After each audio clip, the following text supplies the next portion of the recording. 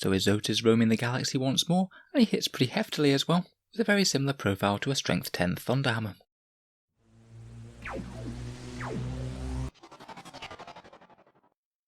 Hello and welcome back to Auspex Tactics, the strategy focused 40k channel, where today we're talking about the new rules for the Zoat that will be coming out in Blackstone Fortress. This guy will be available to order in Blackstone Fortress Deadly Alliance, which is an expansion to the game that will cost 30 quid if you do want to get your hands on this little fellow, and apparently it's going to be available to pre-order this weekend. Today though I thought we'd take a look at some of the stats that Games Workshop has posted for this guy, as I just found the stat line fairly interesting. All the characters and explorers from Blackstone Fortress certainly have been interesting in terms of providing just little extra niche options for armies that are usually pretty cheap points wise, as in general they're more explorers and disturbing bad guys on a more local skirmish type level as opposed to all out war machines. But it's interesting that we see quite a few of them crop up in competitive play from time to time. For example, Grek is a pretty reasonable include in virtually any Tau army list. He's got a cheap and effective little sniper rifle, and also has a once per game attack that can detonate some mortal wounds that might well make his points cost back then and there. Probably the strongest addition though is Daedalus for the Adeptus Mechanicus, who's a 50-point little character that has a very helpful ability where he can give all Adeptus Mechanicus units within 6 inches, +1 to hit one certain target. He's seen an absolute ton of AdMech lists as a result, and the Blackstone Fortress rules very much do represent part of the competitive game, at least as it stands. So let's take a look at some of the preview things for this Zoat then. In the background of Warhammer 40k, Zoats are a race that have been gone for a long time. In the background they were previously an engineered slave race of the Tyranids, and were designed to have an advanced intellect to allow them to act as ambassadors and herald of the Tyranids coming to assist them. Though should diplomacy fail, they're also fairly heavily armoured and muscular for a creature of their size, and are not adverse to mixing things up in combat. They're centaur-like creations, walking on 2 sets of hind limbs and wielding weapons of arcane technology in their upper limbs, and they may both make use of conventional technology and Tyranid bioweapons. Interestingly, should the Zoats become isolated from the hive mind, then they can become free to pursue their own agendas, such as this specimen we have here, known as the Archivist. He's a specialist in collecting relics and trading data, and appears in that Blackstone Fortress quest to help quell a shifting, disturbing region of the Blackstone Fortress known as the Seethe. Subsequently having fled the fortress, he now offers his services, alongside various armies in the galaxy, to help track down his own personal cache of relics and artifacts. In terms of the rules that Games Workshop has shown for him, he's actually really got quite a hefty profile, and to be honest a bit better than I would have expected for him. The Archivist has a power level of 4, which means that we can expect his points cost to be somewhere in the region of somewhere like 70 to 90. Though it does have the potential for being a little bit lower or a little bit higher. He's got a movement of 5, weapon skill and ballistic skill of 3+, strength 5, toughness 4, 6 wounds, 4 attacks, leadership 9 and a 3+ save. That's really not too bad a stat line for a character of that sort of points cost.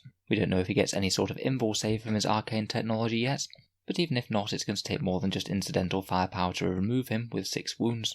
He carries an atomic dissembler, which to me looks like oddly reminiscent of a very technological version of a Tyranid flesh borer, but it's safe to say that it's far more potent than this. It's got an 18-inch range, is pistol 1, so you could potentially fire it in close combat as well.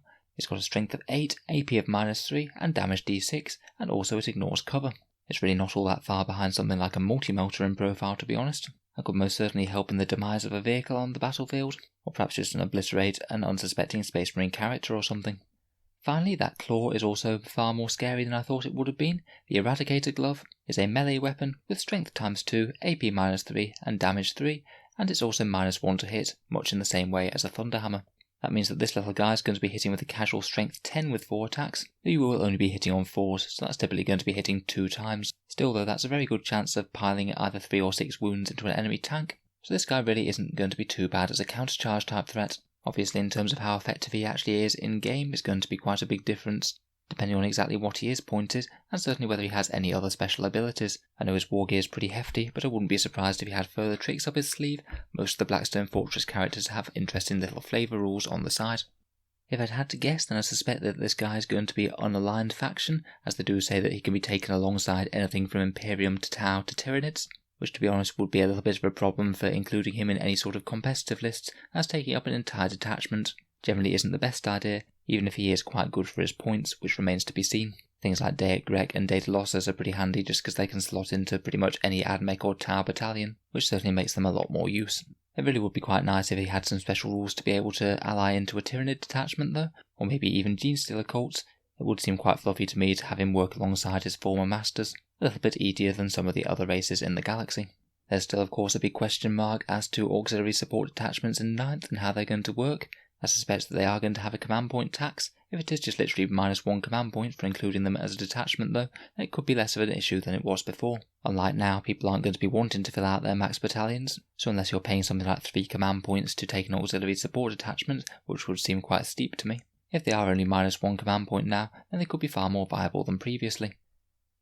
In any case, I think that this guy's a really fun little model. He seems to have some reasonably powerful rules point for point, and I'll most certainly be looking forward to taking a look at his datasheets, points cost and any other special rules when it does come out. It's pretty fun to see Zoats roaming the galaxy back in the canon again, and it's quite fun to see Games Workshop putting memes to rest. I'm sure people will still be randomly asking for a Zoats codex many years in the future though. If you've enjoyed the video, then feel free to subscribe to Auspex Tactics. We'll certainly be covering Games Workshop's releases with 9th edition and the various Psychic Awakening books, and any other interesting rules bits that come out like this, as well as our regular tactics content. If you'd like to help support the channel, I'd just like to mention my Element Games affiliate link, which is down in the description below.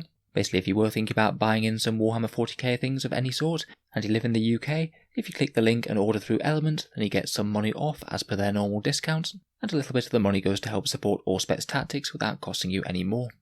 There's a similar link for Amazon in the USA and Canada. Again, if you buy any Warhammer or anything else through Amazon, then a little bit goes to help support Auspex Tactics, again not costing you any more.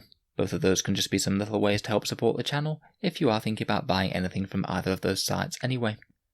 In any case, a massive thank you for listening, and I'll hope to see you guys next time.